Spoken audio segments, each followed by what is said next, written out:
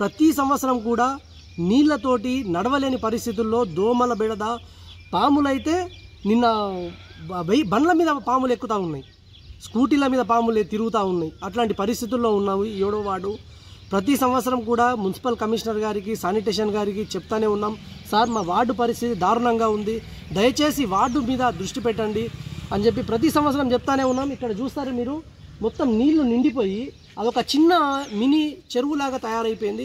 ఇది ఒకటే కాదు, ప్రతి ఏరియాలో తిరుమల కాలనీ, సరస్వతి నగర్లో ప్రతి దగ్గర ఇదే సమస్య. దయచేసి మున్సిపల్ కమిషనర్ గారికి కోరేది ఒకటే, అయ్యా కమిషనర్ గారు ఇక్కడ మా 7వ వార్డులో కొద్దిగా దృష్టి పెట్టి శానిటేషన్ వాళ్ళతోటి కొద్దిగా ఇక్కడ ఈ ఏదైతే డ్రైనేజ్ వ్యవస్థ ఉన్నదో దాన్ని నీట్గా చేపియాలని కోరుతా ఉన్నాము.